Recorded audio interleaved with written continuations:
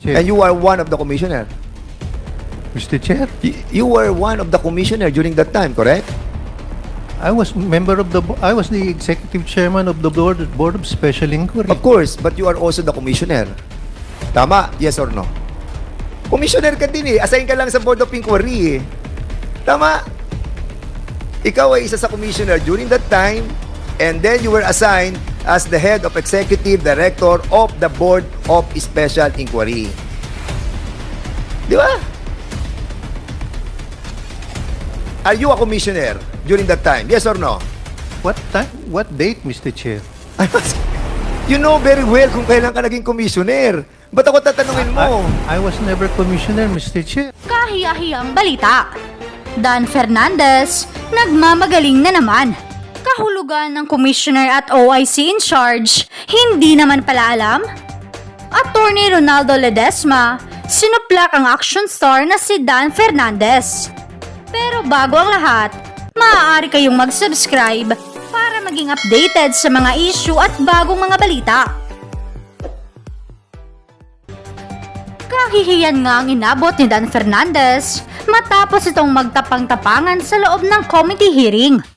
Ito'y matapos harap-harapang ipinaliwanag sa kanya ni Atty. Ledesma ang kahulugan ng commissioner at OIC in charge. Hindi nga nagustuhan ng abogadong si Ledesma ang inasal ni Fernandez dahil ang tanging gusto lamang nito ay makuha ang sagot na kanyang nais. Kahiya-hiya nga ito marahil ang mambabatas na walang alam sa batas ay nagmamagaling sa harapan ng isang abogado.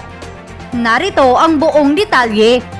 Chair, may I clarify, please? Yes, please. Mr. Chair, please. Good evening. Good morning. The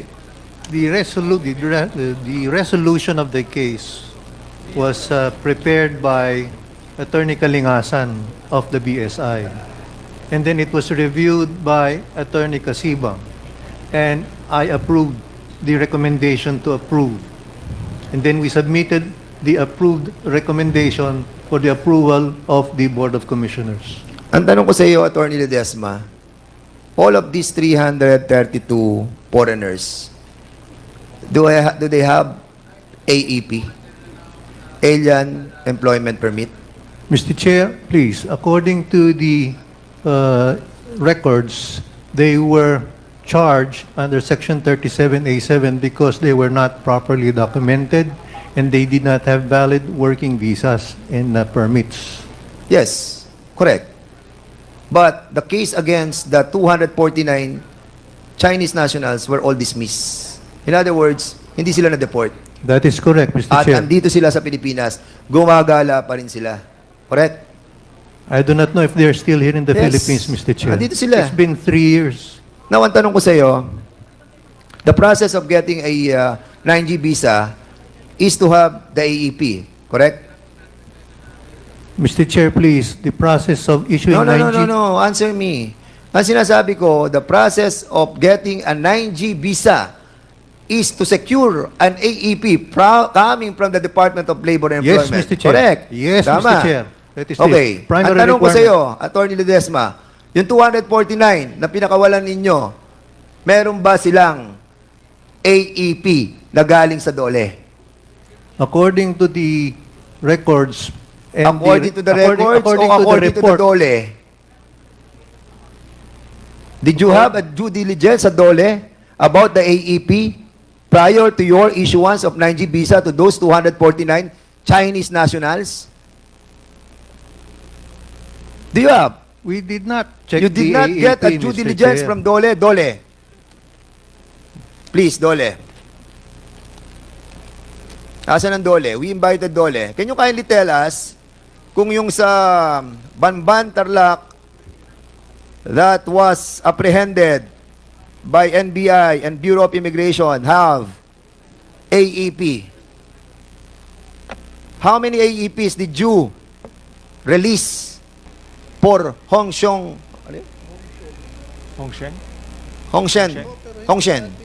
Good evening, Mr. Chair. I'm Pago Magtoto from Dole Region 3. So, per our alien employment permit monitoring system, sir, both old and new, For year 2021, we have issued 19 AEPs or Alien Employment Permits. And for the year 2022, Your Honors, Mr. Chair, we issued 34. Wait, 2021, you issued how many AEPs? 19, Mr. Chair. 19. Oh, Sir, Attorney Ledesma, they issued 19 AEPs, a requirement prior to the issuance of 9G visa. Para sa kaalaman ng ating mga kababayan, this 9G visa, kapag sinecure mo, mabibigyan mo ng 3 taon dito magtatrabaho yung mga Chinese national na yan. Kaya ayaw nila ng SWP o yung tinatawag nating working permit. Dahil yon 6 months lang yon. And AEP is one of the requirement of the 9G visa para makapagtrabaho dito yung mga Chinese na yan. And, of course, dapat, kung magtatrabaho sila dito, priority natin mga Pilipino. Pero hindi pina-prioritize. Saan ang galing, Attorney Ledesma? Kung 19 lamang ang nakuwang nabigay nilang AEP doon sa Hongshen, yung nahuli doon na 332, pinakawalan nyo yung 249, okay? Saan ang galing ang AEP nila? They were charged, Mr. Chair, with working without visas and permits. Oo nga pero bakit nyo nga dinismiss Tapos pinakawalan nyo yung 249 It's a matter of the rules of evidence, Mr. Chair. That's why they were released. Wala na nga silang AEP. Di ba? Sinasabi na ng DOLE, 19 lang ang AEP. Yung 249 na dinismiss nyo, pinakawalan nyo. Wala silang AEP. In other words, kung wala silang AEP, hindi nyo sila pwede bigyan ng 9G visa. Correct? Yes or no? We do not issue 9Gs, Mr. Chair, the BSI. So anong in-issue nyo sa kanila? The 9G visas are issued by the Board of Commissioners through the Legal Division. Of course. Not the BSI. At dumadaan yan sa Board of Inquiries, of Special Inquiry. Don't fool me. Dumadaan sa Board of Inquiries yan. Dumadaan sa inyo. Yes. Alien employment permits, Mr. Chair, during my time there at the Bureau of Immigration, we do not process 9Gs. Hindi nyo pinaprocess ang 9Gs because ang nag-a-approve don't. ng commissioner. The 9G visa applications are processed by the Legal Division. Legal division, Yes. and then, saan sa dadating? Dadaling siya sa, bago siya dumating sa, sino pumipirma sa kanila? Mga commissioners, correct? Yes, Mr. Chair. And you are one of the commissioner. Mr. Chair, You were one of the commissioner during that time, correct? I was the executive chairman of the Board of Special Inquiry. Of course, but you are also the commissioner. Tama? Yes or no? Commissioner ka din Assign ka lang sa Board of Inquiry Tama? Ikaw ay isa sa commissioner during that time, and then you were assigned as the head of executive director of the Board of Special Inquiry. Di ba? Are you a commissioner during that time? Yes or no? What date, Mr. Chair? I'm asking. You know very well kung kailan ka naging commissioner. Ba't ako tatanungin mo? I was never commissioner, Mr. Chair. Ano ka dun? Officer in charge. Officer in charge. You were not a former commissioner of the BOI? Never. Ayan o. Are you Rolando de Ledesma? Never a commissioner. Mr. Chairman, I will show you. Ayan ang pangalan niya. Ronaldo Ledesma, officer in charge, commissioner. Hindi ka ba? I'm not. Wait. I was officer in charge, not commissioner, Okay, Mr. Mr. Chair. Chairman. You are OIC. Yes, Mr. Chair. Yung function mo is still I commissioner. was OIC. But your function is still commissioner. OIC ka. In 2010. Okay. Alam mo, Attorney Ledesma, please, you were an OIC. I was an OIC, Mr. O Chair. yan. 2010. OIC commissioner.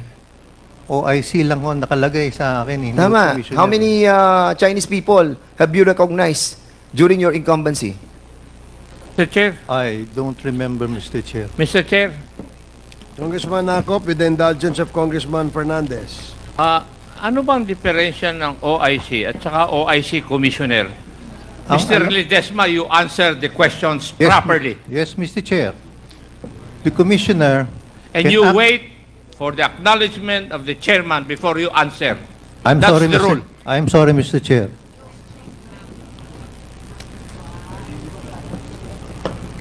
Okay, proceed. The Okay.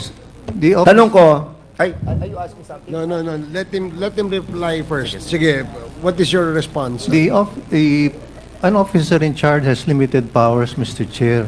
He cannot perform acts concerning policies. He operates only on the basis of running the daily affairs of the office. But the commissioner can implement policies, serious policies and guidelines. At ang OIC, Mr. Chair, he often takes directions from the Secretary of Justice, while a commissioner can exercise his discretion on Okay. important matters. Sige. What are the instances when there is a need to appoint an OIC? Often when, may I answer, Mr. Chair? Yes, please. Often when there is a vacancy and the vacancy for a commissioner or a deputy commissioner is vacated, Now, if there is a vacancy and an OIC is appointed and there is a need to change a policy of the immigration, can you not perform the duty of a regular commissioner? we have to seek the permission of the secretary, Mr. Chair. In fact, the orders, instructions have to be countersigned by the secretary. I agree, because everything that the commissioners, how many commissioners there are in the bureau? There is one commissioner and there are two deputy commissioners. Two deputy commissioners. Right now, there are three deputy commissioners, Mr. Chair. So in the event that a policy must be changed, who proposes changes in the policy? Is it the DOJ, the SOJ, or it should come from the commissioners or the members of the commission? It can be a proposal submitted by the board. It can be a proposal submitted by the commissioner, Mr. Chair. So in other words, pwedeng manggaling sa inyo. Pwede manggaling sa inyo. Sabi Yes, mo, Mr. pwede Chair. sa SOJ, pwede sa inyo eh. Di ba? Yes, Mr. Chair. Oh, ang tanong kasi sa iyo kanina ni Congressman Dan Fernandez, were you ever appointed as a commissioner? Sabi mo no, OIC lang. Ang You're trying nakalagay- to Yes. you're trying to give us an answer that you probably feel that cannot pinpoint to you directly being or effectively performing the function of a commissioner. Yun din yun eh. Di ba? Yun din yun eh, di ba? Practically all the functions of a commissioner can be done by an OIC except on matters where policy will be proposed, correct? Yes, Mr. Di Chair. 99%, ganun din yun. Dahil Yes, pang sinagot, tinatanong ka lang niya kanina kung nag-commissioner ka eh. Hindi kasi nagpapalusot lang Mr. Chairman sila Alam mo, ito yung bagong alam mo, nakakalungkot, yung pastillas gang na sinasabi nila. Napalitan niya ng pipino gang. Pipino. Mga peking Pilipino na pinalulusot nila. Yung mga peking AEP. Na wala naman silang in-issue na AEP Ang doli 19 lang Tapos, meron doon, may AEP, nakalusot, dinismiss nila yung kaso, pinakawalan nila 249 ng mga Chinese, na ngayon kasalumuhan natin, yung mga foreigners na yon. As a matter of fact, Mr. Chairman, I will show you something. Dahil ito sa ginagawa nila, yung recognizing, yung ating pong mga Chinese, mga national, ayan, marami silang mga taga-ombudsman, sa ombudsman, sa mga Bureau of Immigration, na mga empleyado nila, na sukang-suka na sa nangyayari sa loob. Meron tinatawag silang Gucci gang sa loob. Meron silang tinatawag na pastillas gang at ang pinakamalaki ay ang Filipino gang. Pipino gang. Dahil mga peking Pilipino.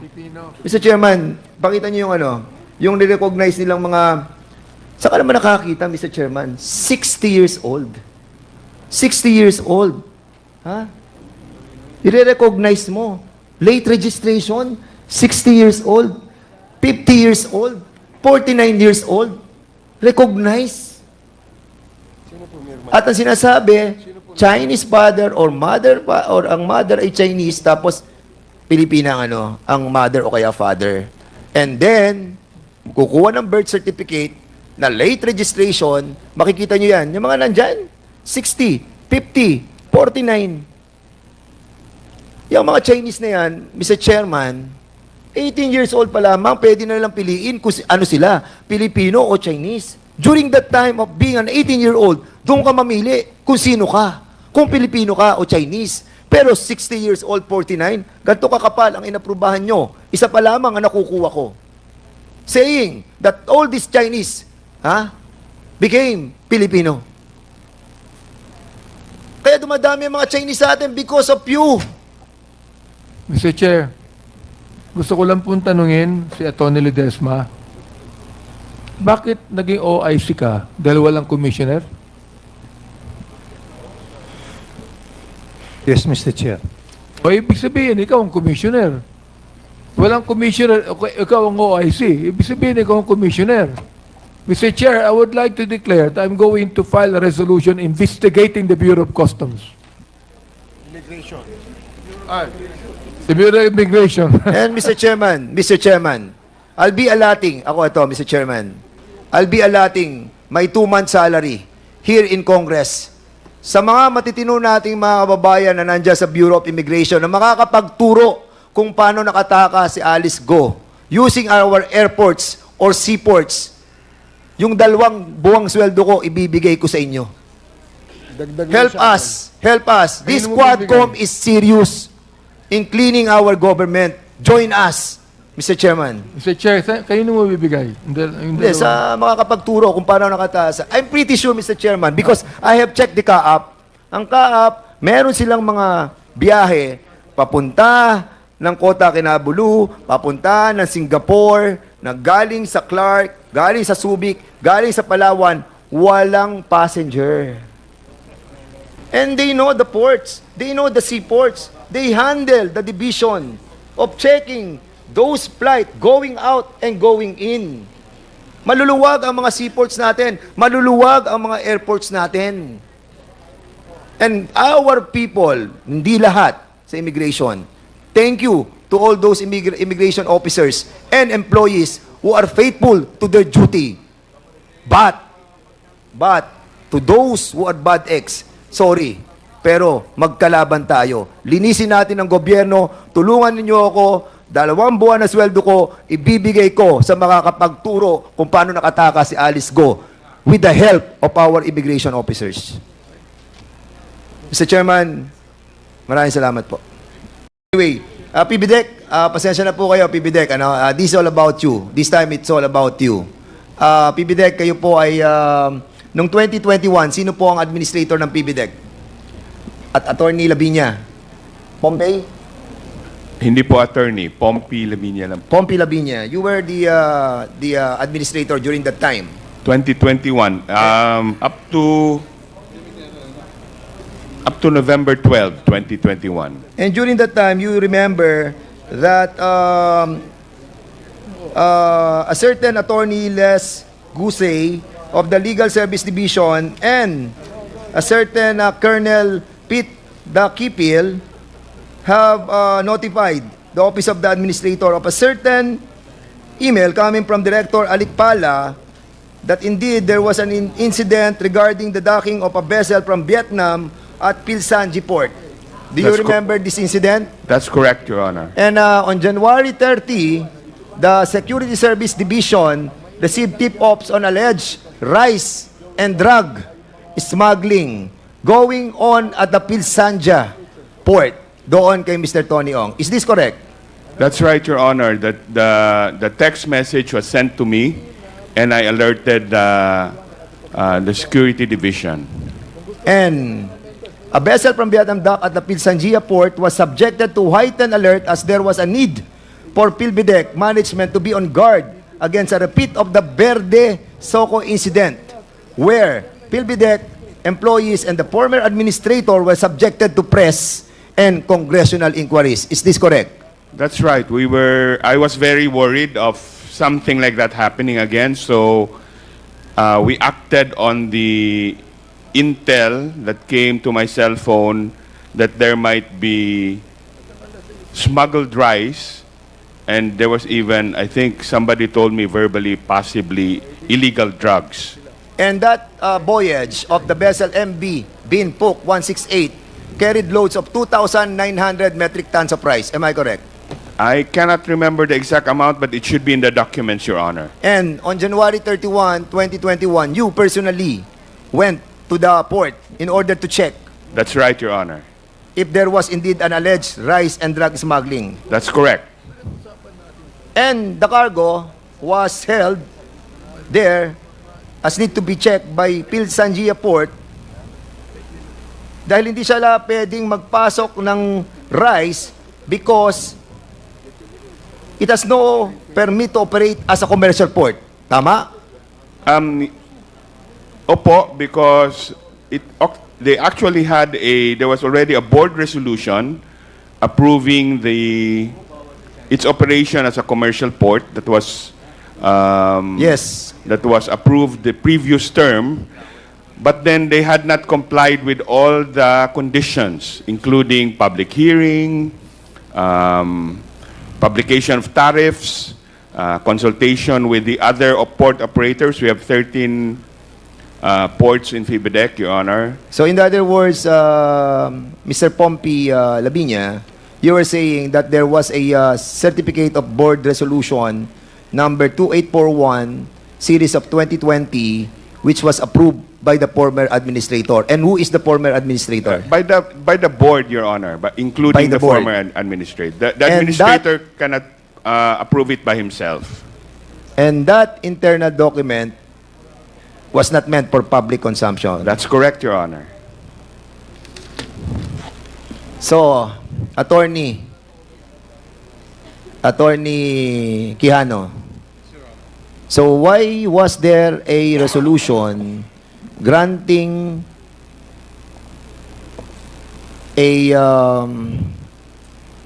granting Sanjia a permit to operate commercially? Your Honor, in the beginning, as they built the plant, Your Honor, the purpose is to manufacture steel bars out from scrap and steel materials, which are both domestically available and from abroad.